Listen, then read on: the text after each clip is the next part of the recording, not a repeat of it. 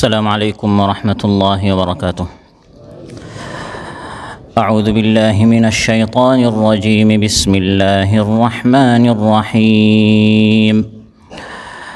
قد أفلح المؤمنون الذين هم في صلاتهم خاشعون والذين هم عن اللغو معرضون والذين هم للزكاة فاعلون والذين هم لفروجهم حافظون إلا على أزواجهم أو ما ملكت أيمانهم فإنهم غير ملومين فمن ابتغى وراء ذلك فأولئك هم العادون والذين هم لأماناتهم وعهدهم راعون والذين هم على صلواتهم يحافظون أولئك هم الوارثون الذين يرثون الفردوس هم فيها خالدون. ইরশাদ হচ্ছে, নিশ্চিতভাবেই সফল কাম তারাই যারা হচ্ছে মুমিন, যারা নিজেদের নামাজে বিনয়ী ও নম্র, যারা বাজে বা বেহুদা কথা কাজ থেকে দূরে থাকে, যারা তাজকিয়া বা পরিশুদ্ধির ব্যাপারে কর্মতৎপর হয়, যারা নিজেদের লজ্জাস্থানের হেফাজত করে, তবে তাদের স্ত্রীদের ও মালিকানাভুক্ত দাসীদের ক্ষেত্রে না রাখলে তারা তিরস্কৃত হবে না। তবে যদি কেউ তাদের ছাড়া অন্য কাউকে কামনা করে তবে তারা হবে সীমালঙ্ঘনকারী। যারা তাদের আমানতসমূহ এবং ওয়াদা চুক্তির রক্ষণাবেক্ষণ করে এবং যারা তাদের নামাজসমূহ যথাযথভাবে সংরক্ষণ করে তারাই উত্তরাধিকার লাভ করবে। তারা উত্তরাধিকার হিসাবে ফিরদাউস পাবে এবং সেখানে চিরদিন থাকবে। সম্মানিত উপস্থিতি, দারসুল কোরআনের দায়িত্ব আমাকে দেওয়া হয়েছে এবং বিষয় ঘোষণা করা হয়েছে, সেটা হচ্ছে মুমিনের গুণাবলী। আশা করি সাথে আমরা খাতা কলম নিয়ে এসেছি, ডায়েরি নিয়ে এসেছি, নোট করার চেষ্টা করব। শিক্ষা বইটুকে সাধারণত দার্স বা ওয়াজ উদ্দেশ্য নয়, বরং নোট দেওয়া উদ্দেশ্য। এখানে এমন দার্স এমনভাবে দেয়া হয় যেরকম মুহতারাম পরিচালক এবং উদ্বোধনীতে আমরা শুনেছি, কিছু নোট দেয়া হয় যাতে করে আরও কিছু সংযোজন করে ভবিষ্যতে এই বিষয়ের উপর আমরা দার্স দিতে পারি। সূরার নাম হচ্ছে সূরাতুল মুমিনুন। সূরার নাম কি? সূরাতুল মুমিনুন। এই সূরার নাম সূরাতুল মুমিনুন কেন? দুটি কারণ তাফসীরে উল্লেখ করা হয়েছে। প্রথমত, এই সূরার প্রথম আয়াতে আল্লাহ তাআলা ইরশাদ করেন, কাদ আফলাহাল মুমিনুন। যে আয়াতটি আমি প্রথমে তিলাওয়াত করেছি, আল্লাহ তাআলা ইরশাদ করেন যে ঈমানদারেরা সফল কামিয়াব হয়েছে। আপনারা অনেকেই জানেন যে সূরার নাম সাধারণত কয়েকটি সিস্টেমে রাখা হয়। এর মধ্যে একটি হচ্ছে এই শব্দটি যদি এই সূরায় আসে, তো আল মুমিনুন শব্দটি এই সূরার শুরুতেই রয়েছে বিধায় এই সূরার নাম হচ্ছে সূরাতুল মুমিনুন। আর আরেকটি কারণ তাফসীরে এসেছে, সেটা হচ্ছে যে বিষয়টা আমাদের সামনে ঘোষণা করা হয়েছে মুমিনদের গুণাবলী, এবং মুমিনদের গুণাবলী সম্পর্কে প্রথম 11টি আয়াতে আল্লাহ তাআলা আলোচনা করেছেন। সূরাতুল মুমিনুন আই সিফাতুল মুমিনিন, ঈমানদারদের গুণাবলী, যারা ঈমান এনেছে তাদের সিফাত কি, তাদের গুণাবলী কি, এই সূরার মধ্যে আল্লাহ তাআলা আলোচনা করেছেন। এবার আসেন সূরা পরিচিতি। আমরা সাধারণত দার্সে প্রথমে যে সূরা থেকে আমরা আলোচনা করি এই সূরার সম্পর্কে আমরা পরিচিতি লাভ করি। কোনো এক ভাইয়ের সাথে যখন আমরা পরিচিত হই, প্রথমে তার নাম, বয়স, তারপরে তার জন্ম তারিখ ইত্যাদি এই বিষয়গুলো আমরা জানি। তো এক সূরা নিয়ে যখন আমরা দার্স প্রদান করি, আলোচনা করি, প্রথমে এই সূরার নাম্বার ইত্যাদি এই বিষয়গুলো আমরা জানার চেষ্টা করি। সূরাতুল মুমিনুন হচ্ছে কোরআনে কারীমের ধারাবাহিকতায় 23 নম্বর সূরা। কত নম্বর সূরা? আপনি যদি সূরাতুল ফাতিহা থেকে খুঁজেন তাহলে আপনি দেখবেন যে এটি হচ্ছে কোরআনে কারীমের 23 নম্বর সূরা। আর নাজিল হওয়ার ধারাবাহিকতায় প্রথম হচ্ছে ইকরা বিস্মি রাব্বিকাল্লাযী খালাক, সেই ধারাবাহিকতায় যদি আপনি হিসাব করেন, সূরাতুল মুমিনুন হচ্ছে কোরআনে কারীমের ৭৪ নম্বর সূরা। আর আরও নির্দিষ্ট করে যদি আমরা বলি, সূরাতুল আম্বিয়ার পর এই সূরাটি নাজিল হয়েছে। সূরাতুল আম্বিয়ার পর এই সূরাটি নাজিল হয়েছে। এই সূরার মধ্যে ১১৮টি আয়াত রয়েছে আর ৬টি রুকু রয়েছে। ৬টি রুকু রয়েছে। এবার আসেন নাজিলের সময়কাল। সূরাতুল মুমিনুন মাক্কি যুগের মাঝামাঝি সময়ে নাজিল হয়েছে। কোরআনে কারীমের যত সূরা আছে, দুই ধরনের সূরা, হয় মাক্কি বাকি মাদানী, হয় মাক্কি বা মাদানী। আর মাক্কি সূরাগুলোকে আবার মুফাসসিরিন কেরাম এরকম ভাগ করে থাকেন, মাক্কি যুগের শুরুতে না মাঝামাঝি না শেষে, যাতে করে আমরা যারা দ্বীনের কাজ করছি, আমরা যখন কোরআনটা অধ্যয়ন করব, কোন প্রেক্ষাপটে কোন সূরা নাজিল হয়েছে এটা জানলে তখন এর আলোকে পাথ্য গ্রহণ করা আমাদের জন্য সহজ হবে, হিদায়াত গ্রহণ করা আমাদের জন্য সহজ হবে। এজন্য একটি সূরা অধ্যয়ন করার আগে এই সূরাটি কোন প্রেক্ষাপটে কোন সময় নাজিল হয়েছে, এটা মাক্কি না মাদানী, আর মাক্কি হলে শুরুতে না মাঝামাঝি না শেষে, এবং ওই সময় রাসূল সাল্লাল্লাহু আলাইহি ওয়াসাল্লামের যে মেহনত চলছিল এটা কোন স্তরে ছিল, এই সময় মক্কার অবস্থা কী ছিল, প্রেক্ষাপট কী ছিল, এগুলো চোখের সামনে রাখলে তখন এই কোরআনকে আমাদের জীবনে বাস্তবায়ন করাটা সহজ হবে। মুসলমান ও কাফিরদের মধ্যে যখন ভীষণ সংঘাত চলছে, সূরাটি মাক্কি যুগের মাঝামাঝি নাজিল হয়েছে, এই মাঝামাঝি এই সময়টায় পরিস্থিতি কেমন ছিল? তখন পরিস্থিতি এমন ছিল যে মুসলমান ও কাফিরদের মধ্যে ভীষণ সংঘাত চলছিল, কিন্তু তখনও কাফিরদের নির্যাতন নিপীড়ন চরমে পৌঁছে যায়নি, চরমে পৌঁছে গিয়েছিল শেষের দিকে। মাঝামাঝিতে শুরু হয়েছে মিথ্যা প্রতিপন্ন করা, হাসাহাসি করা, মস্কারি করা, এগুলো শুরু হয়েছে, কিন্তু সরাসরি শরীরে আঘাত করা, কঠিন থেকে কঠিন পরিস্থিতি, এটা শেষের দিকে ছিল। তো মাঝামাঝি সময়ে এই সূরাতুল মুমিনুন নাজিল হয়েছিল। মক্কাতুল মুকাররমায় একটি দুর্ভিক্ষ দেখা দিয়েছিল। এই সূরার ৭৫ এবং ৭৬ নম্বর আয়াতে আল্লাহ তাআলা উল্লেখ করেছেন, ওয়ালাকাদ আখাযনাহুম বিল আযাবি ফামাস্তাকানু লিরাব্বিহিম ওয়া মা ইয়াতাদাররাউন।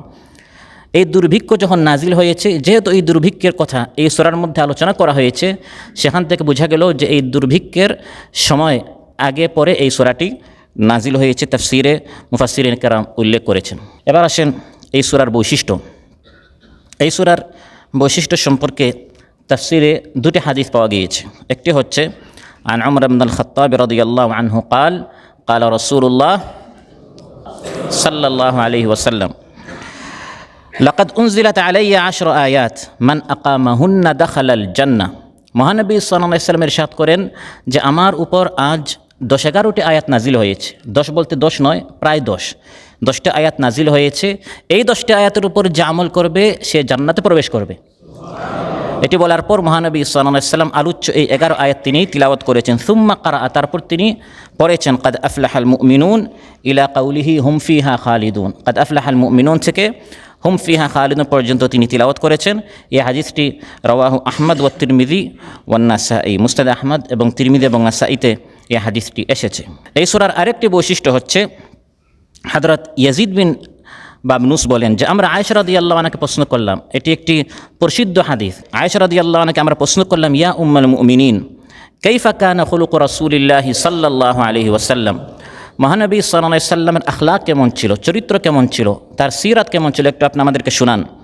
মহানবী সাল্লাল্লাহু আলাইহি ওয়াসাল্লাম 23 বছরের সিরাত বিস্তারিত তিনি না শুনিয়ে তিনি শুধু বললেন কানা খুলুকুহুল কোরআন, তার আখলাক চরিত্র কী ছিল? আল কোরআন। এখন 30 পারা কোরআন, এই পড়াটাই ছিল মহানবী সাল্লাল্লাহু আলাইহি ওয়াসাল্লামের জিন্দেগি। এর সামারি সারাংশ সূরাতুল মুমিনুনের শুরুতে পাওয়া যাবে।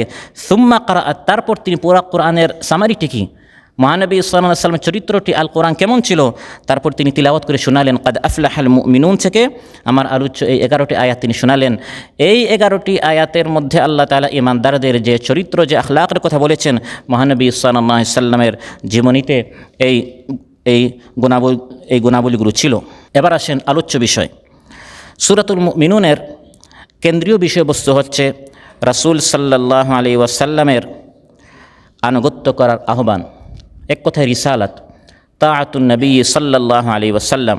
মহানবী সাল্লাল্লাহু আলাইহি ওয়াসাল্লামের যে আনুগত্য করতে হবে, তার কথা যে মানতে হবে, এই কথাটাকে বিভিন্নভাবে এই সূরার মধ্যে আল্লাহ তাআলা বুঝিয়েছেন।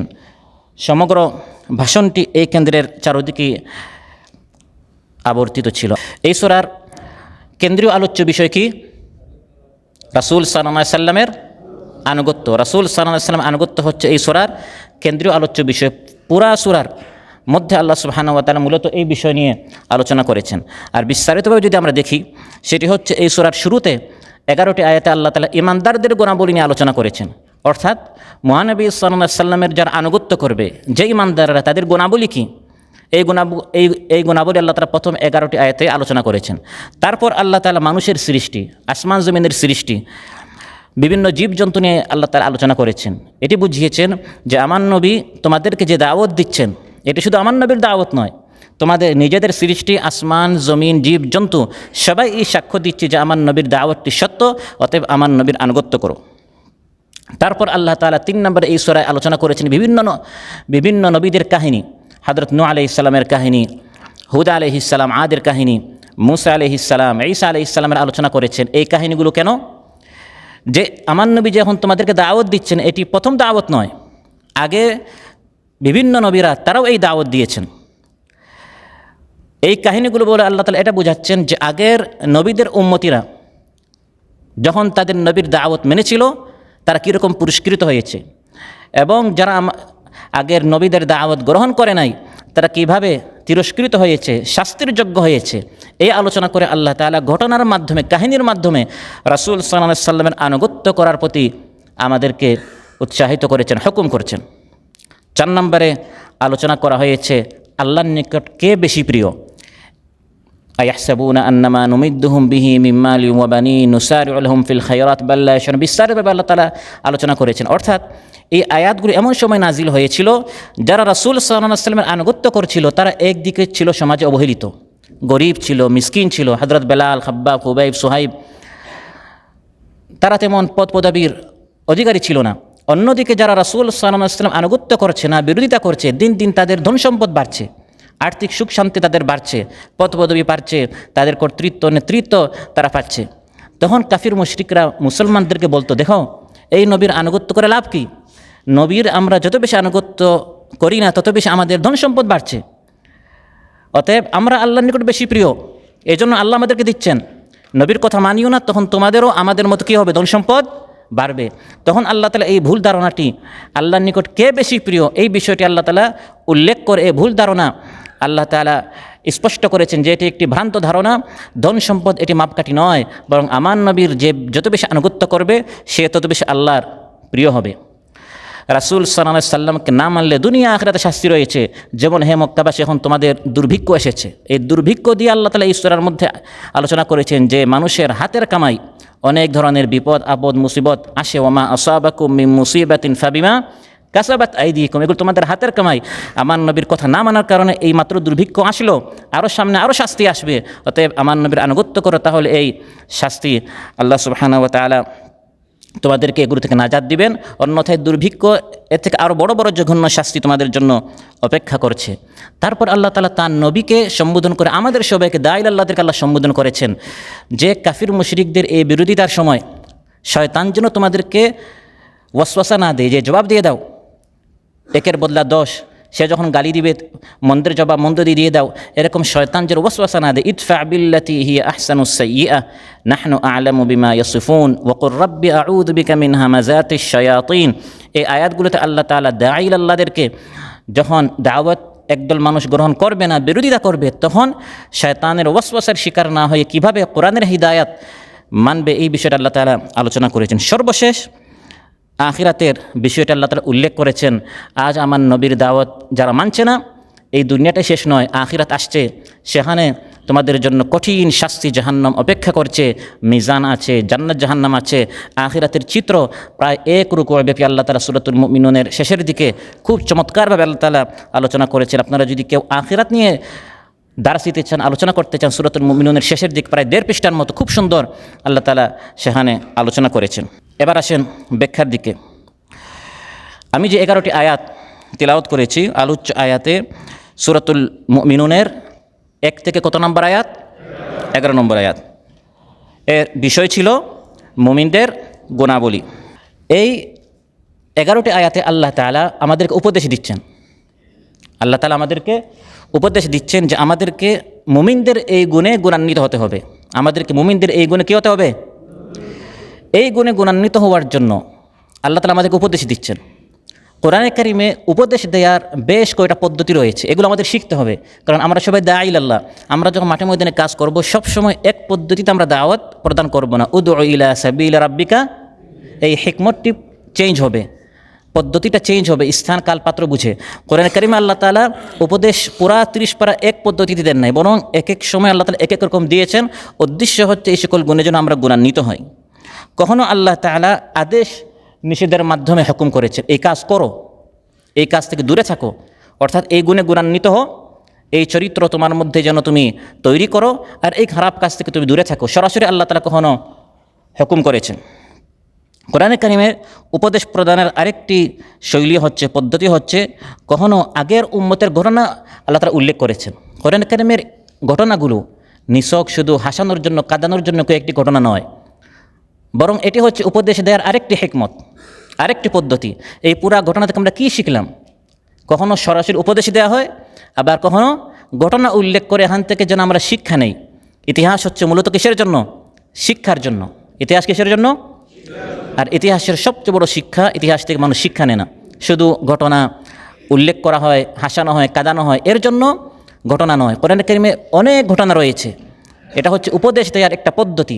আমরা যখন দাওয়াত দিব, সেটা দাওয়াতি কাজ হোক, সেটা আমাদের গ্রুপভিত্তিক দাওয়াত হোক, সেটা আমাদের সাধারণ সভা হোক, সামষ্টিক পাঠ হোক, ফাঁকে ফাঁকে আমরা বিভিন্ন ঘটনা আনতে পারি।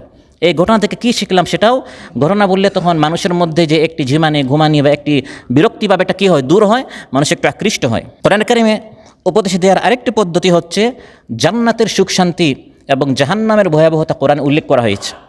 এগুলো কেন? শুধু শুনে শুনে আমরা সুবহানাল্লাহ বলবো এই জন্য না। এই যে জান্নাতের আলোচনা, এটা আপনাদের জন্য, আমাদের জন্য আল্লাহ তাআলা বয়ান করেছেন, ইন্না লিল মুত্তাকিনা মাফাজা, ইন্নাল মুত্তাকিনা ফি জান্নাতিন ওয়া উয়ুন। এগুলো বলার উদ্দেশ্য কি? যে সকল গুণে গুণান্বিত হলে জান্নাত পাওয়া যাবে, এই সকল গুণ যেন আমরা অর্জন করি। আর জাহান্নামের ভয়াবহতা উল্লেখ করে উদ্দেশ্য কি? যে সকল চরিত্র নিজের মধ্যে থাকলে জাহান্নামে হতে হবে, এই সকল চরিত্র থেকে দূরে থাকতে হবে। তাহলে এটি হচ্ছে কোরআনে কারিমের উপদেশ দেওয়ার আরেকটা পদ্ধতি। তো আমরা যখন সামষ্টিক পাঠে বা বিভিন্ন বৈঠকে বা সাধারণ সভায় যখন আমরা কথা বলবো, বা আমরা যখন দাওয়াতি কাজ করব, কখনো আদেশ নিষেধ, কখনো ঘটনা বলি, আবার কখনো জান্নাত জাহান্নামের কথা আমাদের কি করতে হবে? শোনাতে হবে। এটি হচ্ছে কোরআনে উপদেশ প্রদানের একটি শৈলী। আরেকটি হচ্ছে কোরআনে কারিমে আল্লাহ তাআলা আমাদেরকে উপদেশ দেওয়ার জন্য নিয়ামতের কথা উল্লেখ করেন। আপনারা কোরআনে অনেক আয়াত পাবেন। আল্লাহ তাআলা আলাম নাজআল লাহু আইনাইন ওয়া লিসানান ওয়া শাফাতাইন, আলাম নাজআলিল আরদা মিহাদা ওয়াল জিবালা, এরকম আপনারা অনেক আয়াত পাবেন। এখানে আল্লাহ তাআলা আমাদের বিবেককে নাড়া দিচ্ছেন যে কে তোমাকে সৃষ্টি করেছেন, আসমান সৃষ্টি করেছেন, জমিন সৃষ্টি করেছেন, জমিনটা সুগম করে দিয়েছেন, চক্ষু দিলেন, হৃদয় দিলেন।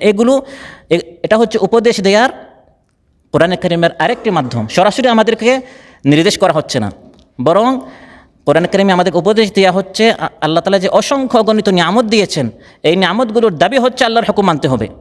নিয়ামতগুলোর দাবি হচ্ছে আল্লাহ তাআলার নাফরমানি করা যাবে না। এই শৈলীগুলোর মধ্যে একটি হচ্ছে মুমিনদের বৈশিষ্ট্য উল্লেখ করা হয়। কোরআনে কারিমে উপদেশ দেওয়ার বেশ কয়েকটা পদ্ধতির মধ্যে একটি হচ্ছে মুমিনদের গুণাবলী উল্লেখ করা হয়। উদ্দেশ্য হচ্ছে মুমিনগণ যেন এসব গুণ বৈশিষ্ট্যের অধিকারী হয়, মুমিনগণ যেন এই সকল গুণের কি হয়? অধিকারী হয়। তাহলে আজকে যে আমরা গুণগুলো শুনবো, ইমানদারদের গুণাবলী শুনবো, এর উদ্দেশ্য শুধু নোট করা নয়, শুধু লেখা এবং টিএসএ আসা উপস্থিত হওয়া উদ্দেশ্য নয়, বরং মূল উদ্দেশ্য হচ্ছে কোরআনে কারিমে যে আল্লাহ তাআলা উল্লেখ করেছেন মুমিনগণ যেন এসব গুণ এবং বৈশিষ্ট্যের কি হয়? অধিকারী হয়। এই গুণগুলো আমি আমার মধ্যে কীরকম আনতে পারি? আমাকে পেরেশান হতে হবে, আমাকে চেষ্টা করতে হবে। মুমিনদের গুণাবলী সম্পর্কে সূরাতুল মুমিনুনের শুরুর 11টি আয়াত আল্লাহ তাআলা আলোচনা করেছেন। এই যে 11টি আয়াতেই শুধু আছে, অন্য কোথাও নেই, বিষয়টা এমন নয়। আপনারা দ্রুত নোট করে নিতে পারেন। মুমিনদের গুণাবলী নিয়ে যদি আপনারা অধ্যয়ন করতে চান, পড়তে চান, তাহলে সূরাতুল মুমিনুনের প্রথম 11 আয়াতের পাশাপাশি আরও কয়েকটি সূরার মধ্যে আপনারা এটা পাবেন। যেমন সূরাতুল বাকারার শুরুতে হুদাল্লিল মুত্তাকিন, মুত্তাকিন কারা? আল্লাহ তাআলা এখানে কয়েকটা গুণাবলী আল্লাহ তাআলা উল্লেখ করেছেন। আল্লাযীনা ইউমিনুনা বিল গায়ব ওয়া ইয়াকিমুনাস সালাহ ওয়া মিম্মা রাযাকনাহুম ইউনফিকুন। কথা বললে আমাদের ঘুমটা যাবে, ঝিমানোটা আমাদের যাবে। তারপরে সূরাত আলী ইমরানের 16 এবং 17 নম্বর আয়াত, আস-সাবিরিন ওয়াস-সাদিকিন ওয়াল-কানিতিন ওয়াল-মুনফিকিন ওয়াল-মুস্তাগফিরিন বিল আসহার। এখানে আপনারা পাবেন আল্লাহ তাআলা ঈমানদারদের গুণাবলী সম্পর্কে আলোচনা করেছেন। আরও বিস্তারিত পাবেন সূরাত আলী ইমরানের 133 থেকে 36 পর্যন্ত। এই সকল আয়াত আপনারা অনেকেই দার্স দিয়েছেন, আপনাদের নিকট দার্স রয়েছে। ওয়াসারিউ ইলা মাগফিরাতিম মির রাব্বিকুম। আল্লাহ তাআলা এখানে মুত্তাকিনদের বেশ কয়টা গুণাবলী উল্লেখ করেছেন যে আল্লাহর ঈমানদার বান্দারা যাদের জন্য আল্লাহ তাআলা জান্নাত তৈরি করে রেখেছেন, তাদের গুণাবলী কি আল্লাহ তাআলা সেখানে উল্লেখ করেছেন। তারপর সূরাতুল আনফালের শুরুতে আপনারা পাবেন ইন্নামাল মুমিনুনা আল্লাযীনা ইযা যুকিরাল্লাহ ওয়াজিলাত কুলুবুহুম। সেখানে আপনারা পাবেন ঈমানদারদের বেশ কয়টা গুণাবলী। তারপর সূরাতুল ফুরকানের শেষের দিকে 63 নম্বর আয়াত থেকে শেষ পর্যন্ত ছিলেন ওয়া ইবাদুর রাহমানিল্লাযীনা ইয়ামশুনা আলাল আরদি হাওনা ওয়া ইযা খাতাবাহুমুল জাহিলুনা ক্বালু সালামা। তারপর আপনারা সূরাতুয যারিয়াতের 15 থেকে 19 নম্বর আয়াত আপনারা পাবেন ইন্নাল মুত্তাকিনা ফি জান্নাতিন ওয়া উয়ুন। তারপর আল্লাহ তাআলা বেশ কয়টা গুণাবলী উল্লেখ করেছেন। তারপর সূরাতুল মাআরিজ, সেখানেও আপনারা পাবেন ইল্লাল মুসাল্লিন থেকে আল্লাহ তাআলা 22 নম্বর আয়াত থেকে 35 নম্বর আয়াত পর্যন্ত আল্লাহ তাআলা ঈমানদারদের গুণাবলী সম্পর্কে আলোচনা করেছেন। প্রথম আয়াত আল্লাহ তাআলা ইরশাদ করেন ক্বাদ আফলাহাল মুমিনুন। এই বাক্য দিয়ে শুরু করার তাৎপর্য কি? আল্লাহ তাআলা এভাবে কেন শুরু করলেন ক্বাদ আফলাহাল মুমিনুন? এই বাক্য দিয়ে শুরু করার তার তাৎপর্য বুঝতে হলে এই আয়াতটি কোন প্রেক্ষাপটে নাজিল হয়েছে ওই প্রেক্ষাপটটি আমাদের সামনে রাখতে হবে। এটি এমন সময় নাজিল হয়েছে, যেরকম আমি শুরুতে বলেছি সূরার কোন প্রেক্ষাপটে নাজিল হয়েছে সেখানে আমরা কিছুটা আলোচনা করেছি যে এমন সময় নাজিল হয়েছে যখন একদিকে ঈমানদারেরা মার খাচ্ছে, নিপীড়িত এবং নির্যাতিত হচ্ছে, এবং যারা কিছুটা ধনী ছিল যেমন হযরত আবু বকর রাদিয়াল্লাহু আনহু ইসলাম গ্রহণ করার কারণে দেখা যায় তাদের ধন সম্পদ বাহ্যিকভাবে দেখা যাচ্ছে যে তাদের ধন সম্পদ কমছে, দিন দিন তারা বাহ্যিকভাবে গরিব হচ্ছে। অন্যদিকে দেখা যাচ্ছে আবু জাহেল, আবু লাহাব, উতবা, শাইবা যত বেশি বিরোধিতা করে তার নেতৃত্ব বাড়ে, এমনকি সন্তানও বাড়ে, যেটা আল্লাহ তাআলা সূরাতুল মুদ্দাসির বলেছেন যে আমি তাকে সন্তান দিয়েছি সুম্মা ইয়াতমাউ আন আযীদ। সে আরও বেশি সন্তান চায়, আরও বেশি সম্পদ চায়, এবং যত বেশি বিরোধিতা করে তত বেশি তার বাড়ছে। ফলে একটি ভুল ধারণা সৃষ্টি হলো, আফলাহা মানে কামিয়াবি, সফলতা। একটি ভুল ধারণা সৃষ্টি হলো যে এই নবীর পক্ষে গেলে আমরা সফল হব না, আর বিপক্ষে থাকলে আমরা সফল থাকব। এই নবীর কথা মানলে আমরা নিপীড়িত হব, নির্যাতিত হব, নিষ্পেষিত হব, সব কিছু আমরা হারাবো। আর যত বেশি এই নবীর বিপক্ষে আমরা যাব তত বেশি আমাদের ক্ষমতা বাড়বে, সন্তান বাড়বে, টাকা পয়সা বাড়বে। এমন সময় অত্যন্ত চমৎকার পদ্ধতিতে আল্লাহ তাআলা এই সূরাটি শুরু করেছেন। না না না না, এই ধারণাটি সম্পূর্ণ ভুল, এই হিসাবটাই সম্পূর্ণ ত্রুটিপূর্ণ। দুনিয়া এর মানদণ্ডে হিসাব করা এটা সম্পূর্ণ ভুল। হিসাব করতে হবে আখিরাতের হিসাব। ক্বাদ আফলাহাল মুমিনুন, ঈমানদাররা সফল। সে সমাজে অবহেলিত হতে পারে, টাকা পয়সা তার কম হতে পারে, ক্ষমতাহীন হতে পারে, শক্তিহীন হতে পারে, দুর্বল হতে পারে, কাজ পাচ্ছে না বা কাজ করে টাকা পাচ্ছে না, ব্যবসা বাণিজ্যে তার ধস নামছে বা তার জায়গা জমিন দখল হয়ে যাচ্ছে, তারপরেও সে ক্বাদ আফলাহা, সে কামিয়াব হয়েছে। সুবহানাল্লাহ। অন্যদিকে টাকা পয়সার অধিকারী, সন্তানের অধিকারী, সম্পদের অধিকারী, যদি ঈমান নামক এই সম্পদ তার না থাকে, সে আফলাহা, সে কামিয়াব হতে পারে না। আলোচ্য আয়াতগুলোর শানে নুজুল বা পটভূমি, পার্থিব উপকরণ কাফিরদের হাতের মুঠোয় তখন ছিল, পুরা ক্ষমতা, টাকা পয়সা তাদের হাতের মুঠোয় ছিল, এবং মুমিনরা আর্থিক ও সামাজিক অবস্থান দিক দিয়ে তাদের অবস্থানটি খুব শোচনীয় ছিল। কাফিররা নিজেদেরকে সফল মনে করত আর মুসলমানদেরকে ব্যর্থ মনে করত, এবং এত বেশি তারা এই কথা আলোচনা করত যাদের ঈমান দুর্বল ছিল। মাঝে মধ্যে তো শয়তান তো সাথে আছে, মাঝে মধ্যে তারা চিন্তা করত মানে কথাটা তো একবারে ফেলে দেওয়ার মতো না, দেখা যাচ্ছে তো সত্যি সত্যি ইসলাম গ্রহণ করার কারণে তো এই সকল বিপদ আপদ আসছে। মাঝে মধ্যে হীনমন্যতায় বা যাদের ঈমানটি দুর্বল তাদের মধ্যে শয়তান এই ওয়াসওয়াসা দিয়ে দেয়। এমন সময় আল্লাহ সুবহানাহু ওয়া তাআলা এই আয়াত নাজিল করে আল্লাহ তাআলা ঘোষণা দিচ্ছেন এটা ভ্রান্ত একটি চিন্তা, এটি ভুল একটি আকীদা। টাকা পয়সা, অর্থ, ধন, সম্পদ এটা কামিয়াবির, এটা সফলতার কোনো মানদণ্ড নয়, বরং সফলতার মানদণ্ড হচ্ছে ঈমান। সফলতার মানদণ্ড হচ্ছে ক্বাদ আফলাহাল মুমিনুন। প্রকৃত সাফল্য আখিরাতের, দুনিয়ায় নয়। প্রকৃত সাফল্য কোথায়? এই বিষয়ে আপনারা আরও বেশ কয়েকটা জায়গায় আপনারা পাবেন, যেমন সূরাত আলী ইমরানের 196 এবং 198 নম্বর আয়াত আল্লাহ তাআলা উল্লেখ করেছেন, লা ইয়াগুররান্নাকা তাকাল্লুবুল্লাযীনা কাফারু ফিল বিলাদ।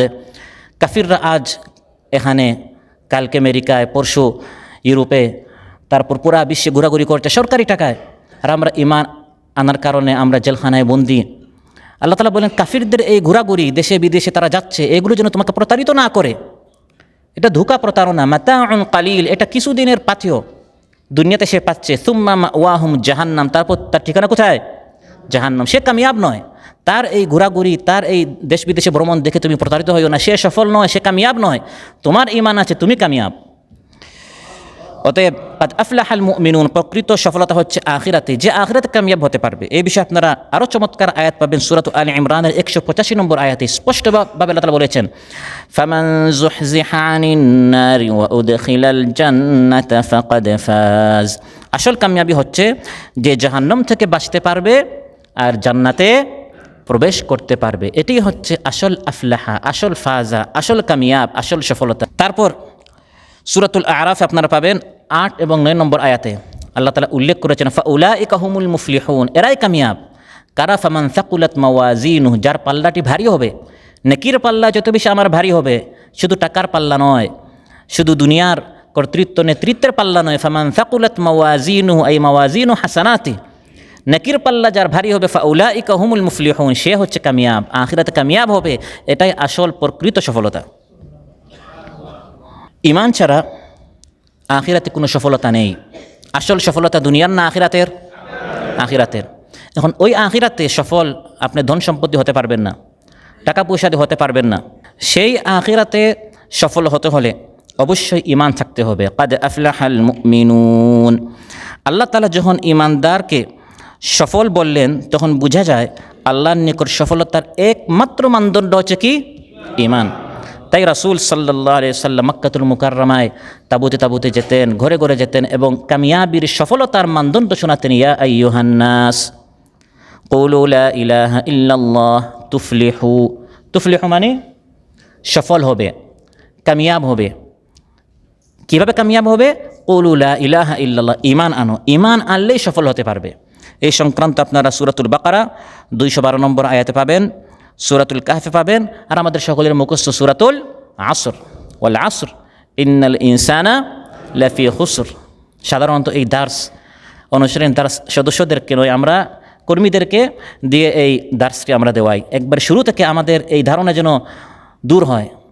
আমরা শুধু দার্সের উদ্দেশ্যে শুধু দার্স শেখানো নয়, বরং অনুশীলন দার্সের মাধ্যমে আকীদা, চিন্তা, চেতনা সব কিছু পরিশুদ্ধ করা। একজন কর্মী যখন এই বিষয়ে দার্স দিবে, তখন তার ধারণা যদি এটা হয়ে থাকে যে টাকা পয়সা ধন সম্পদ হচ্ছে সফলতার মানদণ্ড, সে নিজে যখন দার্স দিবে, এই দার্স দেওয়ার মাধ্যমে তার এই ভ্রান্ত আকীদাটি দূর হয়ে তার বিশ্বাস হবে যে প্রকৃত সফলতার মাপকাঠি হচ্ছে ঈমান। ইল্লাল্লাযীনা আমানু ওয়া আমিলুস সালিহাতি ওয়া তাওয়াসাউ বিল হাক্কি ওয়া তাওয়াসাউ বিস সাবর। সম্মানিত ভাইরা, আলোচ্য আয়াতগুলোতে আল্লাহ সুবহানাহু ওয়া তাআলা সফল মুমিনদের 7টি বৈশিষ্ট্য উল্লেখ করেছেন। কয়টি বৈশিষ্ট্য? 7টি বৈশিষ্ট্য আল্লাহ তাআলা উল্লেখ করেছেন। প্রথম হচ্ছে সালাত, আল্লাযীনা হুম ফি সালাতিহিম খাশিউন। 2 নম্বর হচ্ছে ওয়াল্লাযীনা হুম আনিল লাগওয়ি মু'রিদুন, অহেতুক, অনর্থক, বেফায়দা কথা, কাজ থেকে যারা দূরে থাকে। 3 নম্বর গুণ হচ্ছে আত্মশুদ্ধি, ওয়াল্লাযীনা হুম লিযাকাতি ফাঈলুন, বা এর আরেক তাফসীর হচ্ছে যারা যাকাত প্রদান করে।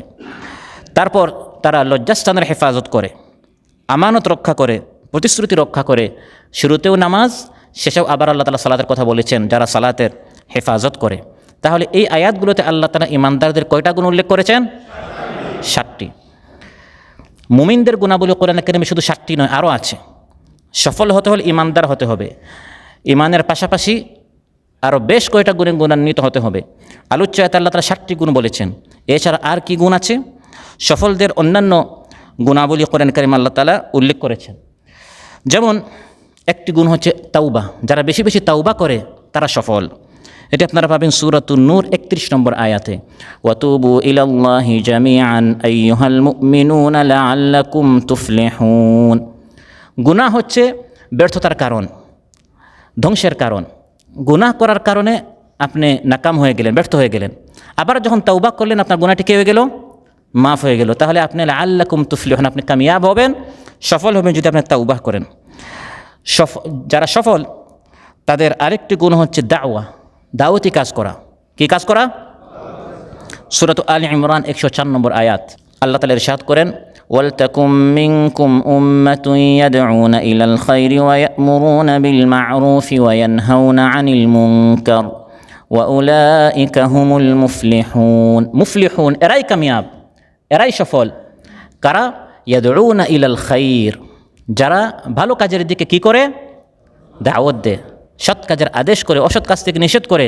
ওয়ালতাকুম মিনকুম, গোটা মুসলিম উম্মাহের মধ্যে একটি দল থাকতে হবে। ওয়ালতাকুম মিনকুম আই মিনাল উম্মাতুন আই জামা, গোটা উম্মত থেকে একটি দল থাকতে হবে যাদের প্রধান কাজ হবে দাওয়াতি কাজ। এমন একটি কাফেলার সাথে আমরা শরীক আছি নাকি? এই জন্য সারা জীবন যদি আমরা আল্লাহর সামনে মাথা নত করে সাজদায় আমরা লুটিয়ে থাকি, তাও এই নিয়ামতের শুকরিয়া আদায় হবে না যে আল্লাহ সুবহানাহু ওয়া তাআলা এমন একটি মুবারক কাফেলা আমাদেরকে রেখেছেন। চাই বা না চাই আমাদেরকে বারবার দাওয়াতি পক্ষের মাধ্যমে, সাধারণ সভার মাধ্যমে, দাওয়াতি গ্রুপের মাধ্যমে বিভিন্নভাবে আমাদেরকে এই সফলতার পথে ধাক্কায়া বাধ্য করা হচ্ছে যে ভাই সফল হন, কামিয়াব হন, দাওয়াতি কাজ করেন। সুবহানাল্লাহ। আরেকটি হচ্ছে ইসলামী আন্দোলন। ইসলামী আন্দোলন না করে কেউ সফল হতে, সূরাতুত তাওবাহ 88 নম্বর আয়াত আল্লাহ তাআলা উল্লেখ করেছেন, জাহাদু বিআমওয়ালিহিম ওয়া আনফুসিহিম ওয়া উলাইকা লাহুমুল খায়রাত ওয়া উলাইকা হুমুল মুফলিহুন। আরেকটি হচ্ছে আনুগত্য, যে বিষয়ে আমরা বিস্তারিত আলোচনা শুনব।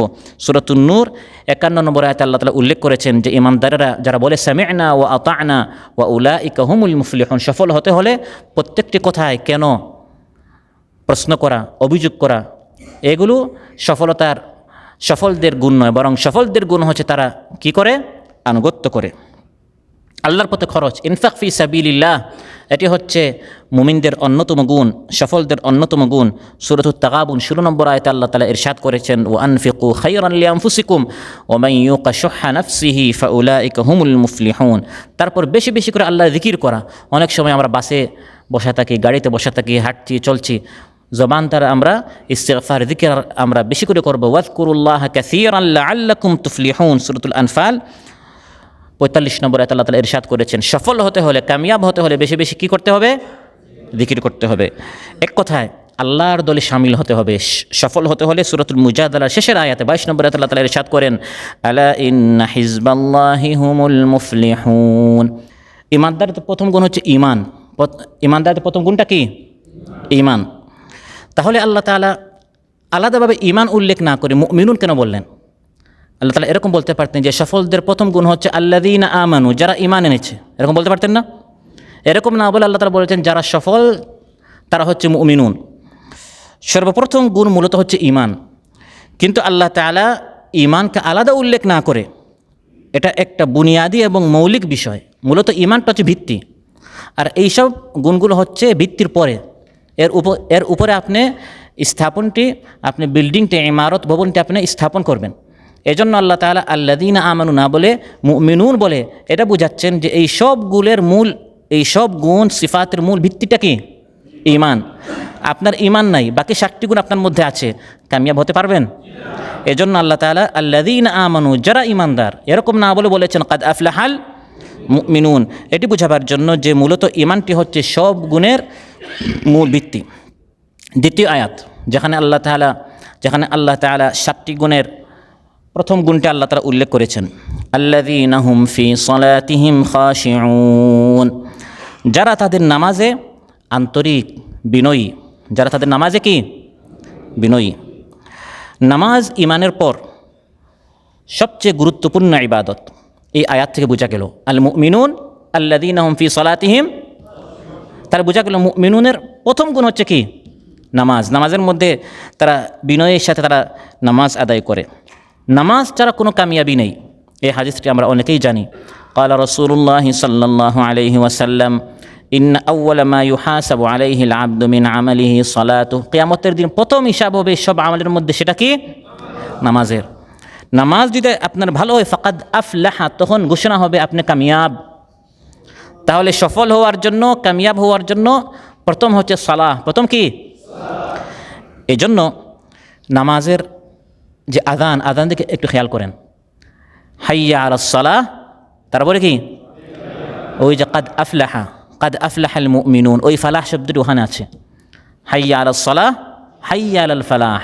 শুধু নামাজের দিকে আহ্বান করা হচ্ছে না, এই নামাজের ফলটা কি, পুরস্কারটি, পরিণতিটি কি, বারবার আমাদেরকে স্মরণ করে দেওয়া হয়। হাইয়া আলাস সালাহ হাইয়া আলাল ফালাহ, আসো নামাজের দিকে, আসো কামিয়াবির দিকে।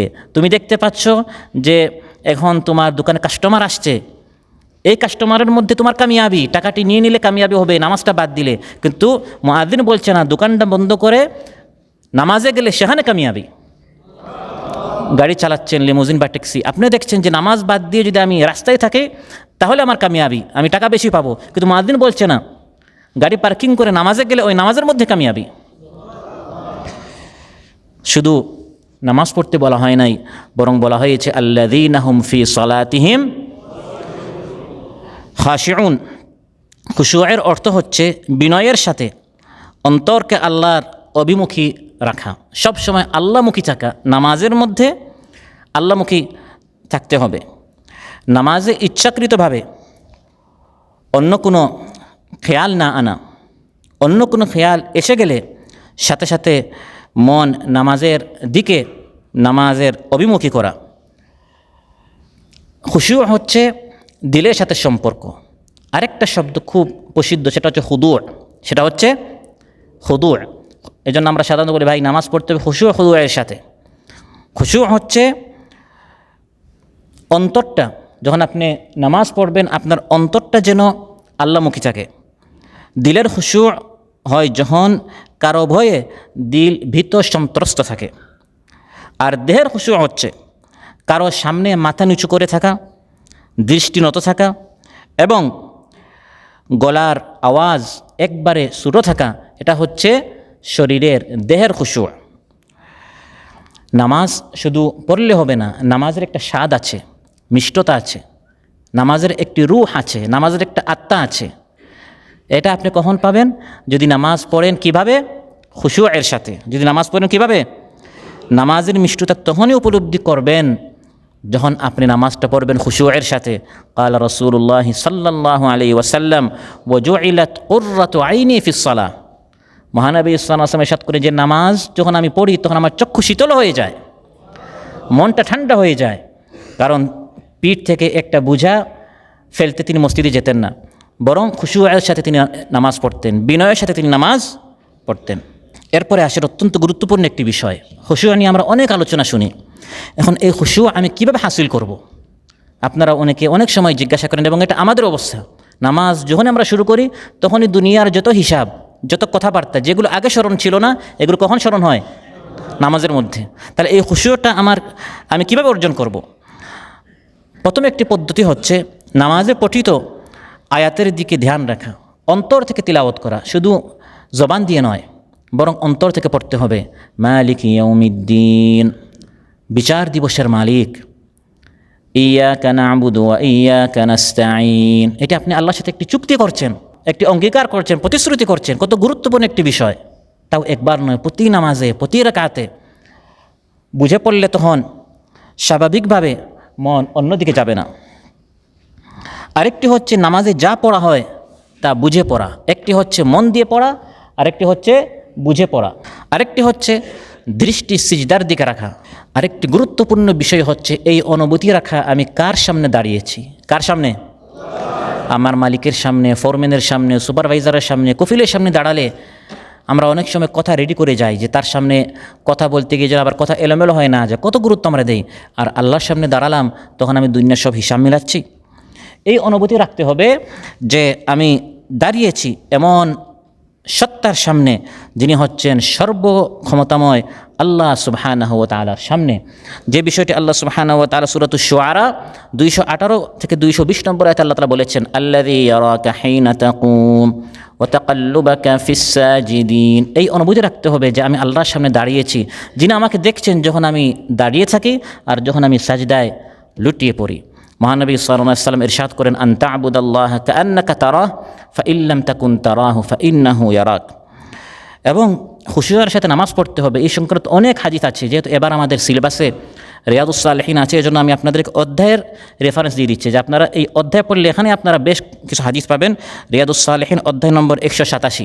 এই পুরো অধ্যায়টাই কিতাবুস সালাহ, নামাজ সম্পর্কে আপনারা সেখানে আলোচনা পাবেন। রিয়াদুস সালেহিন অধ্যায় নম্বর কত বলেছি? 187। এখানে আপনারা সালাত সংক্রান্ত বেশ কটা হাদিস পাবেন। হাদিসের রেফারেন্স দিলে একটা সমস্যা যে এগুলো নোট করতে সমস্যা, কারণ হাদিস নাম্বার এক এক বই এক এক রকম, কিন্তু আয়াতের রেফারেন্স দেওয়াটা সহজ। সূরা এবং আয়াত নাম্বার বলে দিলে তখন আপনারা দাস রেডি করতে আপনাদের সহজ হবে। এই জন্য আমি পুরো অধ্যায়টা বলে দিলাম। রিয়াদুস সালেহিন অধ্যায় নম্বর 187 আপনারা সালাত সংক্রান্ত বেশ কয়টা হাদিস পাবেন। এইগুলো প্রথম গুণ। দ্বিতীয় গুণ হচ্ছে ওয়াল্লাযীনা হুম আনিল লাগওয়ি মু'রিদুন, যারা অহেতুক বিষয় থেকে বিরত থাকে। লাগু শব্দটিকে আরবিতে লাগু, ওয়াল্লাযীনা হুম আনিল লাগু। লাগু শব্দ বাংলায় বলা হয় অপ্রয়োজনীয়, অর্থহীন, নিষ্ফল কাজকে আরবিতে বলা হয় লাগু। রাসূল সাল্লাল্লাহু আলাইহি ওয়াসাল্লাম ইরশাদ করেন, মিন হুসনি ইসলামিল মারই তারকুহু মা লা ইয়ানি। তিরমিজির বর্ণনা, সুন্দর মুসলিম হওয়ার একটি নিদর্শন হলো অর্থহীন কথা, অর্থহীন কাজ থেকে দূরে থাকা। শুধু নিজে বেহুদা কথা বলা তা নয়, আরেকজন বেহুদা কথা বলছে, অনর্থক কথা বলছে, তার উত্তর না দেওয়া, এটাও এই গুণের অন্তর্ভুক্ত। ওয়াল্লাযীনা হুম আনিল লাগওয়ি মু'রিদুন। একটি হচ্ছে আপনি অনর্থক কথা বলেই যাচ্ছেন, আর আরেকটা হচ্ছে আরেকজন বলছে, আপনি সেখান থেকে কি থাকবেন? দূরে থাকবেন। যেটি সূরাতুল ফুরকান ওই ইবাদুর রহমানের যে গুণাবলী সেখানে আপনারা পাবেন 72 নম্বর আয়াত, সূরাতুল কাসাস 55 নম্বর আয়াত আপনারা পাবেন। ওয়া ইযা মাররু বিল্লাগওয়ি মাররু কিরামা। এখানে গল্প হচ্ছে, গীবত হচ্ছে এবং অনর্থক কথাবার্তা হচ্ছে, যা না দুনিয়াতে কোনো ফায়দা হবে না আখিরাতে। ইমানদারদের গুণ হচ্ছে তারা সেখান থেকে পাশ কাটিয়ে চলে যায়। আমরা সবাই জান্নাতে যেতে চাই কি না? সবাই বলেন নাই? জান্নাতে আমরা যেতে চাই। জান্নাতে যেতে হলে জান্নাতি পরিবেশ আমাদের সৃষ্টি করতে হবে। জান্নাতে লাগু নেই, জান্নাতের মধ্যে এই ধরনের অহেতুক অনর্থক কথাবার্তা, এই পরিবেশ জান্নাতে নেই। এজন্য আগে আমার পরিবেশটি যদি আমি জান্নাতি করতে পারি, তাহলে ওই জান্নাতে আমি যেতে পারবো। জান্নাতে যে লাগু নেই, অহেতুক অনর্থক কথাবার্তা নেই, এটা আপনারা পাবেন সূরাতুল মারিয়াম 62 নম্বর আয়াত এবং আরও সূরাতুল ওয়াকিআ 25 নম্বর আয়াত এবং সূরা নাবা 35 নম্বর আয়াত। আল্লাহ তাআলা ইরশাদ করেন, লা ইয়াসমাউনা ফিহা লাগওয়ান ওয়ালা কিযাবা ওয়ালা তা'সীমা। বিভিন্ন আয়াতে এসেছে যে জান্নাতের মধ্যে লাগু নেই, কিযাবা মিথ্যা কথা নেই, তা'সীমা গুনাহের কথা নেই।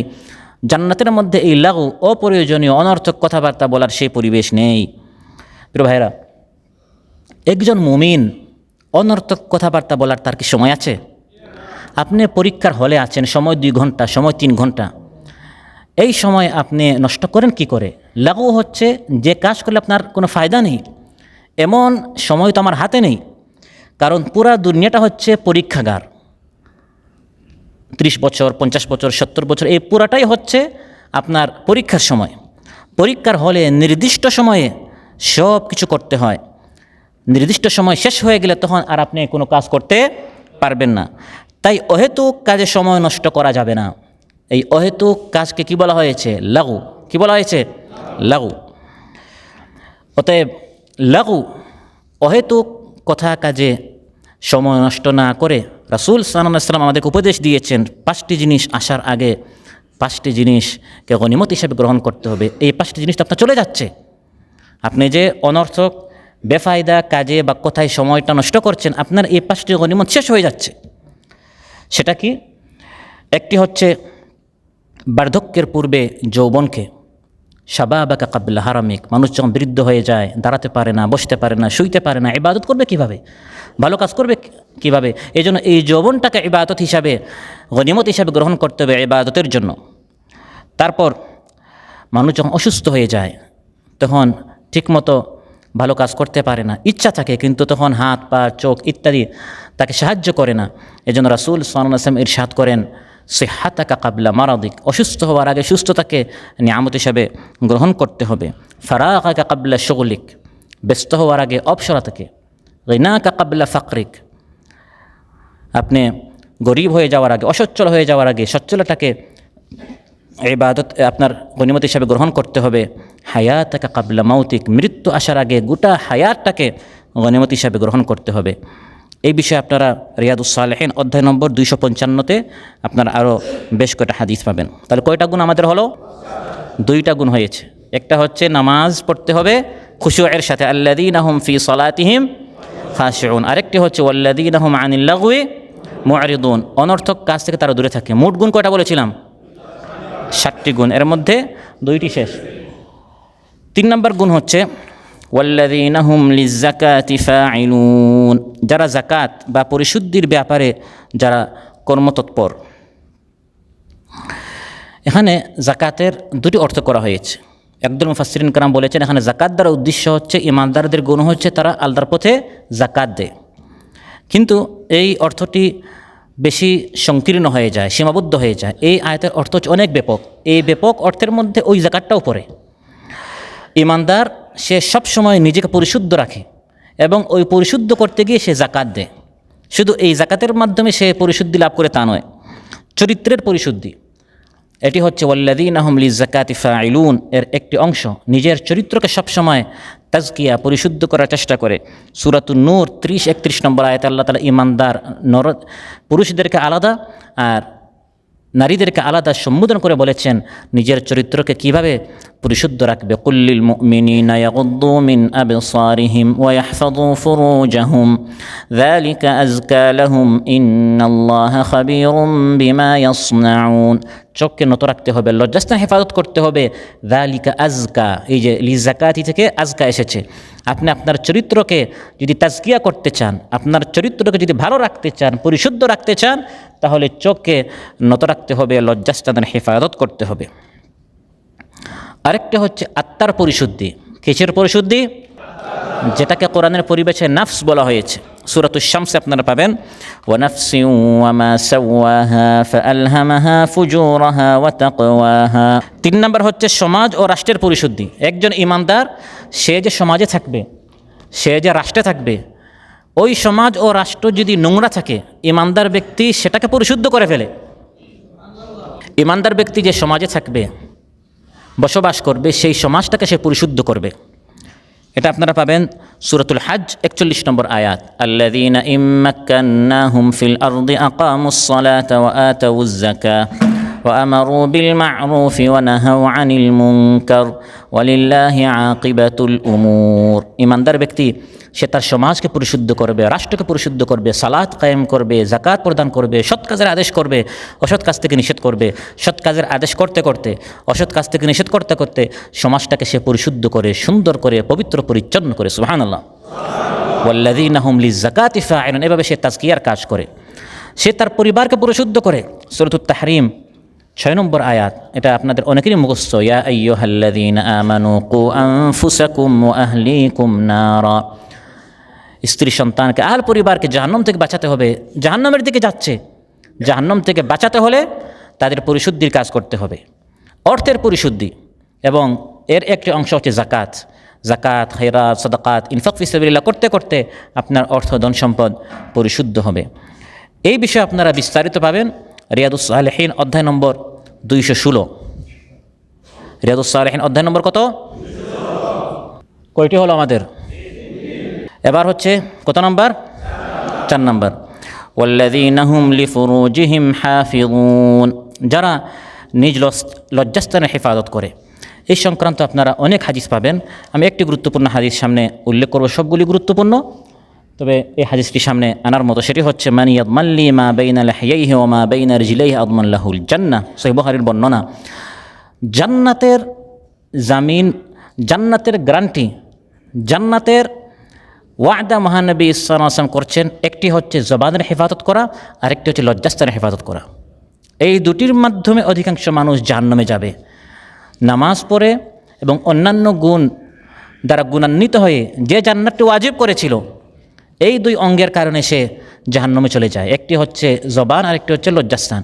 এর জন্য মহানবী সাল্লাল্লাহু আলাইহি ওয়াসাল্লাম ইরশাদ করেন, এই 2 অঙ্গের হেফাজতের যে ব্যক্তি আমাকে ওয়াদা করবে, আমি তার জান্নাতের গ্যারান্টি আমি তাকে দিচ্ছি। সুবহানাল্লাহ। এই সংক্রান্ত আপনারা আরও কিছু আয়াত পাবেন। সূরাতুল আহজাব 35 নম্বর আয়াত, সেখানে আল্লাহ তাআলা উল্লেখ করেছেন ওয়াল হাফিযিনা ফুরুজাহুম ওয়াল হাফিযাত, যারা নিজের লজ্জাস্থানের হেফাজত করে, পুরুষ হোক বা নারী হোক, তাদের জন্য আল্লাহ তাআলা জান্নাত তৈরি করে রেখেছেন। এবং আল্লাহ তাআলা কোরআনে কারীমে একজন নারী যে তার লজ্জাস্থানের হেফাজত করেছে, দৃষ্টান্ত, মডেল, আদর্শ হিসাবে উল্লেখ করেছেন হযরত মারিয়াম। ওমারিয়ামা ইবনাতা ইমরান আল্লাতী আহসানাত ফারজা সূরাত তাহরিম 12 নম্বর আয়াত। আর পুরুষদের জন্য আইডল হচ্ছে হযরত ইউসুফ আলাইহিস সালাম। কাহিনী আমরা প্রায় সবাই জানি। জুলাইখা কীভাবে তাকে আহ্বান করেছিল, ওয়ারাওয়াদাতহু আল্লাতী হুয়া ফী বাইতিহা, তিনি তার ঘরে কাজ করতেন। সম্মানের দিক দিয়েও জুলাইখা অনেক উপরে, সামাজিক অবস্থান, টাকা পয়সা, সুন্দর সব দিক থেকে। কিন্তু ইউসুফ আলাইহিস সালাম বললেন মাআদাল্লাহ, তিনি আল্লাহর নিকট আশ্রয় চাইলেন, লজ্জাস্থানের হেফাজত করলেন। এটা একজন মুমিন যুবকের জন্য আদর্শ হিসাবে আল্লাহ তাআলা কোরআনে কারিমে উল্লেখ করেছেন। এরপরের আয়াতে আল্লাহ তাআলা মুমিনদের সম্পর্কে বলেন যে ইমানদার ব্যক্তি লজ্জাস্থানের হেফাজত করে, তবে ইল্লা আলা আজওয়াজিহিম আও মা মালাকাত আইমানুহুম ফাইন্নাহুম গায়রু মালুমিন, নিজেদের স্ত্রী এবং মালিকানাধীন দাসীদের ক্ষেত্রে তারা নিন্দনীয় হবে না। এখানে মূলত যারা বৈরাগ্যবাদী বিশ্বাসী ছিল লজ্জাস্থানের এমন হেফাজত করে যে বিবাহ শাদীও করে না। এখানে আল্লাহ তাআলা এটা বলছেন না, মানুষ যেহেতু সে একটা, তার মধ্যে এই জৈবিক চাহিদা আছে, এই জন্য স্ত্রী এবং নিজের মালিকানাধীন যে দাসী আছে এই প্রথাটি এখন নেই, এই ক্ষেত্রে সে নিন্দিত হবে না, বরং ইসলাম বিবাহ করতে উৎসাহিত করেছে। সূরাতুন নিসা আয়াত নম্বর 3। বিশেষ করে যুব সমাজকে মহানবী সাল্লাল্লাহু আলাইহি ওয়াসাল্লাম বলেছেন, ইয়া মা'শারাশ শাবাব মান ইসতাতা'a মিনকুমুল বাআতা ফালইয়াতাযাওয়াজ ফাইন্নাহু আগাদ্দু লিল বাসারি ওয়া আহসানু লিল ফারজ, যে যুব সমাজকে দ্রুত বিবাহ করতে হবে নিজের লজ্জাস্থানের হেফাজত করার জন্য। ইসলাম বিবাহ করতে বলে, বিবাহ করাতে বলে, বিবাহ দিতে বলে। ছেলে ভাইকে বিবাহ করাতে, মেয়ে বোনকে বিবাহ দিতে বলে। এটি পাবেন সূরাতুন নিসা 32 নম্বর আয়াত। এবং এই বিষয়ে আপনারা রিয়াদুস সালেহিন অধ্যায় নম্বর 290 এবং 291-তে আপনারা আরও বেশ কিছু হাদিস পাবেন। এরপরের আয়াতে আল্লাহ তাআলা ইরশাদ করেন, ফামান ইবতাগা ওয়ারাআ যালিকা ফাউলাইকা হুমুল আদুন, তবে যদি কেউ অন্য কিছু কামনা করে তাহলে তারাই হচ্ছে সীমালঙ্ঘনকারী। অর্থাৎ লজ্জাস্থানের হেফাজত করতে মুমিনদেরকে বলা হয়েছে। তারপর বলা হয়েছে বিবাহ শাদীর মাধ্যমে কেউ যদি তার কামনা চরিতার্থ করে এটি সীমালঙ্ঘন নয়। সীমালঙ্ঘন হচ্ছে এর বাহিরে যদি কেউ করে, এটা হচ্ছে সীমালঙ্ঘন। অবৈধ পন্থায় কামনা চরিতার্থ করার দৃষ্টান্ত যেমন জিনা ব্যভিচার সূরাত বানু ইসরাঈল আল্লাহ তাআলা উল্লেখ করেছেন। স্ত্রীর সাথে হাইজ নিফাস অবস্থায় কিংবা অস্বাভাবিক পন্থায় সহবাস করা, যেটা সূরাতুল বাকারা 222-23 নম্বর আয়াতে এসেছে। তারপর এটি অত্যন্ত গুরুত্বপূর্ণ, বর্তমান এই সোশ্যাল মিডিয়ার সময় যৌন উত্তেজনাকারী অশ্লীল ছবি, ভিডিও দেখা বা সোশ্যাল মিডিয়া ব্যবহার করার সময় একজন ঈমানদার আল্লাহর কথা ভুলে যাওয়া, আল্লাহর ভয়ের কথা ভুলে যাওয়া, যা মন চায় তা দেখা, যা মন চায় তা করা, যে কোনো ওয়েবসাইটে প্রবেশ করা, এটি কখনো কোনো ঈমানদারের গুণ হতে পারে না। এগুলো হচ্ছে ফাউলাইকা হুমুল আদুন, সীমালঙ্ঘন যারা করে তাদের কয়েকটি দৃষ্টান্ত। কয়টি গেল? 4টি, বাকি আছে 3টি। 5 ও 6 আল্লাহ তাআলা একসাথে উল্লেখ করেছেন, ওয়াল্লাযীনা হুম লিআমানাতিহিম ওয়া আহদিহিম রাউন, এবং যারা তাদের আমানত ও প্রতিশ্রুতি রক্ষা করে। এই আয়াতে আল্লাহ তাআলা মুমিনের 2টি বৈশিষ্ট্যের কথা একসাথে উল্লেখ করেছেন। একটি হচ্ছে আমানত, আরেকটি হচ্ছে প্রতিশ্রুতি। এক, আমানতের হেফাজত করা। আল্লাহ তাআলা আমানত রক্ষা করতে আমাদেরকে হুকুম করেছেন। সূরাতুন নিসা 58 নম্বর আয়াতে আল্লাহ তাআলা ইরশাদ করেন, ইন্নাল্লাহা ইয়া'মুরুকুম আন তুআদ্দুল আমানাতি ইলা আহলিহা, ঈমানদারদেরকে আল্লাহ তাআলা হুকুম করছেন যে আমানত যথাস্থানে পৌঁছে দিতে হবে। আমানতদারি এটা নবীদের গুণ। এটা কাদের গুণ? এটা সূরাতুশ শুআরায় আল্লাহ তাআলা নবীদের নাম নিয়ে নিয়ে বলেছেন। প্রত্যেক নবী এসে তার উম্মতকে বলেছেন, ইন্নী লাকুম রাসূলুন আমিন, আমি একজন আমানতদার আস্থাভাজন নবী। 107, 125, 143 এই সকল আয়াতে আপনারা এক এক আয়াতে এক এক নবী এসে বলেছেন যে আমি হচ্ছে একজন আমানতদার নবী। আর রাসূল সাল্লাল্লাহু আলাইহি ওয়াসাল্লামের ক্ষেত্রে তো একটি আজীব ঘটনা, হিজরতের রাতে যেটা হয়েছে। কাফির মুশরিকরা মহানবী সাল্লাল্লাহু আলাইহি ওয়াসাল্লামের ঘর ঘেরাও করেছে, কিন্তু মহানবী সাল্লাল্লাহু আলাইহি ওয়াসাল্লাম তাদের যে আমানতগুলো তার নিকট ছিল এগুলো নিয়ে তিনি মদিনায় যাননি, বরং হযরত আলী রাদিয়াল্লাহু আনহুকে তার বিছানায় তিনি সই দিলেন, যাতে করে প্রাণের শত্রুদের আমানতটি আলী রাদিয়াল্লাহু আনহু ফিরিয়ে দেন। সুবহানাল্লাহ! কেমন আমানতদারির পরিচয়! এটা হচ্ছে বাস্তব সাক্ষ্য। একটি হচ্ছে মৌখিক সাক্ষ্য, আর একটা হচ্ছে এটি হচ্ছে বাস্তব সাক্ষ্য, যে বাস্তবে তিনি কীভাবে দেখিয়ে দিলেন যে আমি যেরকম আমিন বলি বা তোমরা যেরকম আমাকে আস-সাদিকুল আমিন বলো, বাস্তবে আমি কতটুকু আমানতদার। আবু জাহেল আবু লাহাবকে বিশ্বাস করে না, উতবা শেবাকে বিশ্বাস করে, কারণ সে জানে আমিও আমানতের খেয়ানত করি, সেও আমানতের কী করবে, খেয়ানত করবে। আমিও চুরি ডাকাতি করি, সেও চুরি ডাকাতি করবে। এই জন্য তারা পরস্পর একজনের আমানত আরেকজনকে না দিয়ে সবাই ঘুরে ফিরি যার দাওয়াতের বিরোধিতা করত, তারা জানতো তার চরিত্রে কিন্তু কোনো ত্রুটি নেই। এজন্য তারা তার আমানতদারির বিষয়ে তারা তাকে বিশ্বস্ত হিসাবে মানত এবং তার নিকট তারা তাদের আমানত রাখত। সুবহানাল্লাহ। খেয়ানত করা হচ্ছে নিষেধ, এটা আপনারা সূরাতুল আনফালে পাবেন। তারপর আল্লাহ তাআলা সূরাতুল আহজাবে এটা উল্লেখ করেছেন যে আমানত কত ভারী জিনিস, আসমান জমিন এটা গ্রহণ করতে তারা অস্বীকৃতি করেছিল। আমানতের দৃষ্টান্ত, আমানত বলতে আমরা বেশিরভাগ যেটা বুঝি, ভাই এই টাকাটা আপনার নিকট আমানত রাখলাম, আমরা শুধু মনে করি এটাই আমানত। আমানত একটি ব্যাপক শব্দ, এর একটি অত্যন্ত ছোটো থেকে ছোটো একটি দৃষ্টান্ত হচ্ছে এই যে আমরা একজন আরেকজনের নিকট টাকা রাখি, এটা হচ্ছে একটি আমানত। এছাড়া আমানতের আরও অনেক ধরন রয়েছে, দৃষ্টান্ত রয়েছে। শরীয়তের ইসলামের যত বিধান সবগুলো আমানত। তারপর 2 নম্বর যেটা আমি বললাম, সংরক্ষণের উদ্দেশ্যে যদি আপনি কারো কাছে টাকা রাখেন, ভাই এটা আপনি একটু হেফাজত করেন, সংরক্ষণ করেন, এটা হচ্ছে একটা আমানত। বড় আমানত হচ্ছে আমার আপনার মেধা, যোগ্যতা, ইলম, চোখ, কান, স্বাস্থ্য, যৌবন, এগুলি সব আল্লাহর পক্ষ থেকে দেয়া কি আমানত। যেরকম চান সেরকম ব্যবহার করতে পারবেন না। ইন্না সামআ ওয়াল বাসারা ওয়াল ফুআদা কুল্লু উলাইকা কানা আনহু মাসউলা। গুরুত্বপূর্ণ একটি আমানত যেটা আমাদের সামনে আসছে আমাদের দেশে, সেটা হচ্ছে নিজের রায়, নিজের পরামর্শ পেশ করা। এটি হচ্ছে গুরুত্বপূর্ণ একটি আমানত।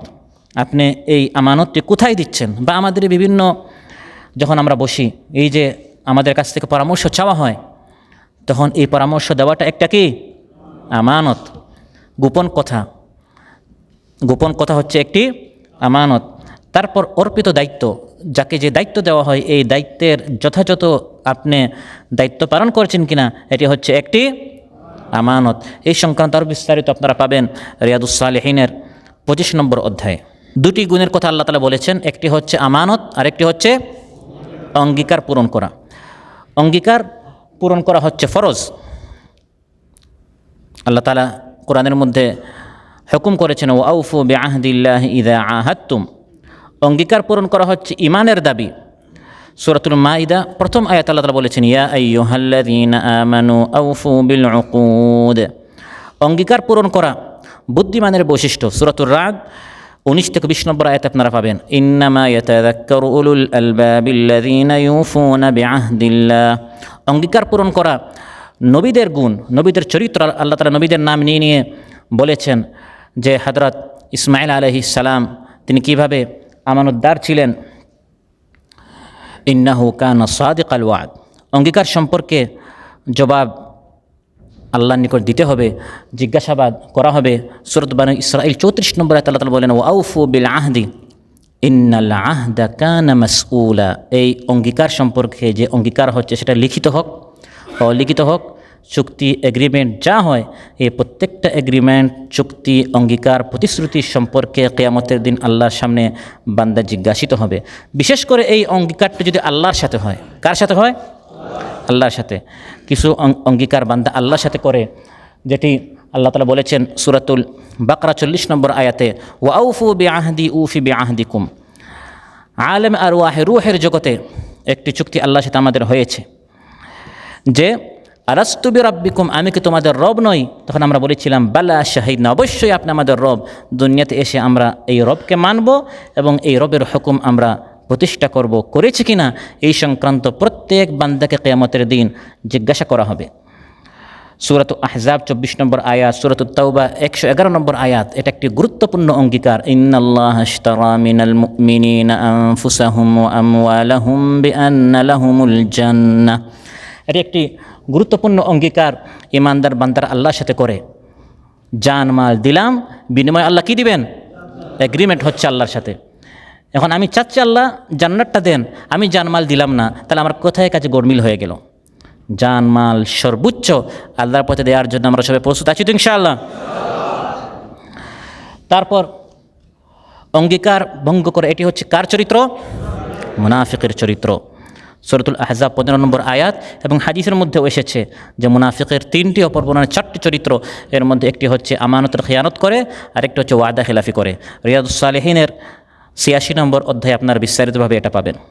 7 নম্বর গুণ, সর্বশেষ গুণ হচ্ছে ওয়াল্লাযীনা হুম আলা সালাতিহিম ইউহাফিযুন, যারা তাদের নামাজের হেফাজত করে, যারা তাদের নামাজের কি করে? হেফাজত করে। নামাজের হেফাজত আমরা কিভাবে করব?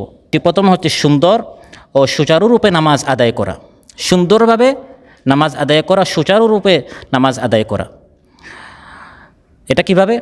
নামাজের যে সুন্নত আছে, নামাজের যে আদাব আছে, এগুলো খেয়াল করে করে নামাজ আদায় করা। আরেকটি হচ্ছে নামাজের যে আরকান আছে, নামাজের যে আহকাম আছে, এগুলো জানতে হবে এবং সেই আলোকে নামাজ আদায় করা।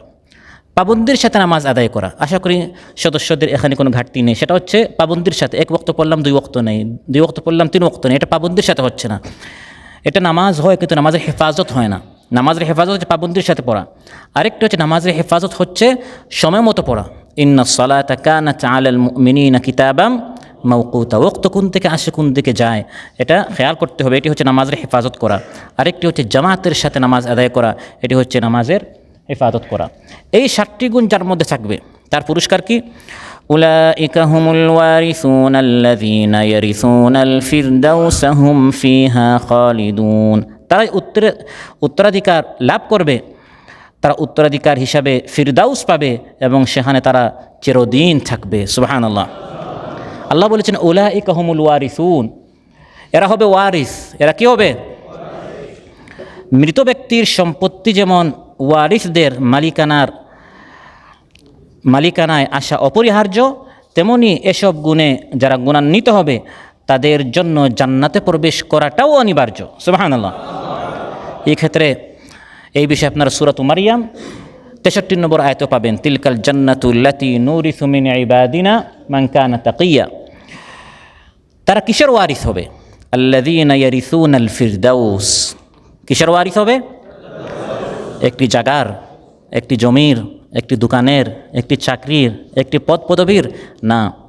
আল্লাহ তাআলা বলেন আল্লাযীনা ইয়ারিসুনাল ফিরদাউস।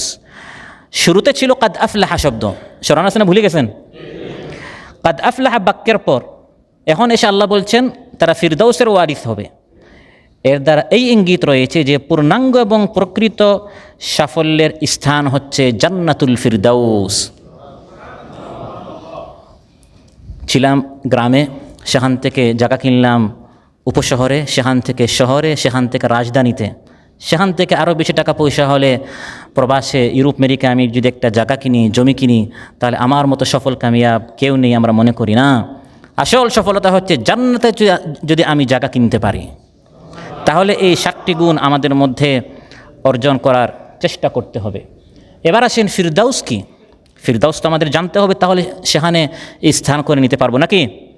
ফিরদাউস হচ্ছে একটি রুমি শব্দ।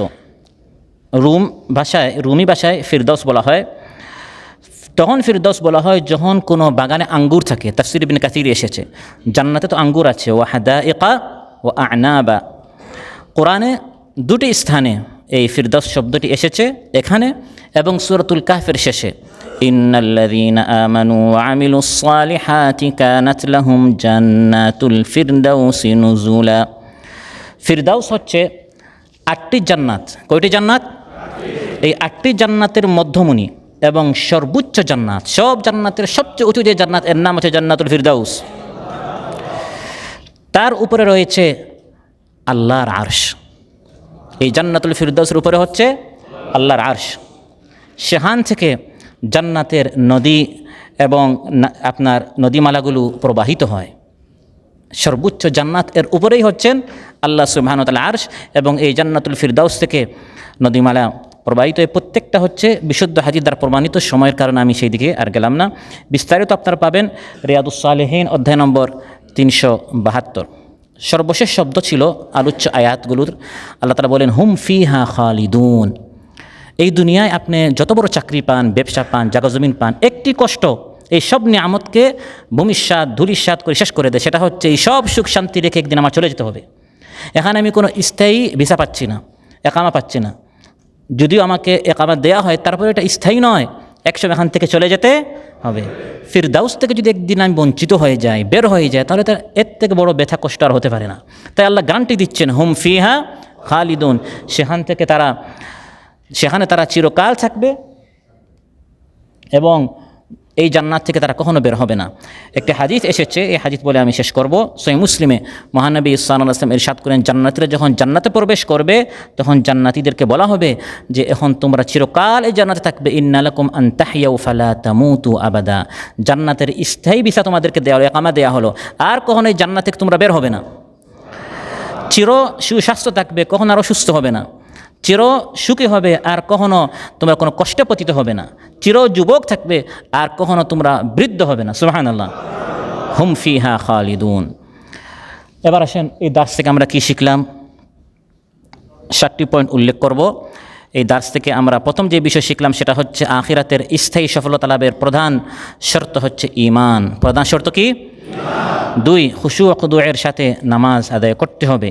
3, বাজে কথা, অনর্থক কথা ও কাজ, সময় নষ্ট, এই সকল বিষয় সময় নষ্ট করা যাবে না। 4 নম্বর হচ্ছে সর্বাবস্থায় নিজেকে পরিশুদ্ধ করার চেষ্টা করতে হবে। 5, অবৈধ পন্থায় কাম প্রবৃত্তি চরিতার্থ করার চিন্তা করা যাবে না। 6 হচ্ছে আমানতের হেফাজত করা এবং অঙ্গীকার পূরণ করা। 7 হচ্ছে নামাজে পাবন্দি করা। আপনারা কতটুকু দাস শুনলেন? 7টি প্রশ্ন করব। প্রথম প্রশ্ন হচ্ছে, সূরা মুমিনুন কোন সূরার পর নাজিল হয়েছে? সূরাতুল আম্বিয়া। সূরা মুমিনুনের কেন্দ্রীয় বিষয়বস্তু কি? রাসূল সাল্লাল্লাহু আলাইহি সাল্লামের আনুগত্য করা। 3, আলোচ্য আয়াতগুলোতে সফল মুমিনের কয়টি বৈশিষ্ট্যের কথা উল্লেখ করা হয়েছে? বিনয়ের সাথে অন্তরকে আল্লাহর অভিমুখী করাকে কি বলা হয়েছে? খুশুয়া বলা হয়েছে। 5, সুন্দর মুসলিম হওয়ার একটি নিদর্শন হলো কোন ধরনের কাজ ত্যাগ করা? অহেতুক, যেটাকে লাগু বলা হয়েছে। 6, অঙ্গীকার ভঙ্গ করা কাদের চরিত্র? 7, সর্বশেষ প্রশ্ন হচ্ছে, ফিরদাউসের উপর কি রয়েছে? আল্লাহর আরশ রয়েছে। আল্লাহ সুবহানাহু ওয়া তাআলা আমাদের সবাইকে, যিনি কথা বলেছেন এবং আমরা যারা কথাগুলো শুনলাম, আমাদের সবাইকে আমল করার তৌফিক দান করুন। সুন্দর, ভালো এবং সঠিক কথা যা বলা হয়েছে, আল্লাহ তাআলা আমাদের সবাইকে আমল করার তৌফিক দান করুন। আর যদি কোনো ভুল হয়ে থাকে, আল্লাহ তাআলা আমাদের স্মৃতি থেকে এটা ভুলিয়ে দেন এবং সিরাতে মুস্তাকিমের উপর আমিরত্ব আল্লাহ তাআলা আমাদের সবাইকে আমল করার তৌফিক দান করুন। আসসালামু আলাইকুম ওয়া রাহমাতুল্লাহি ওয়া বারাকাতুহু।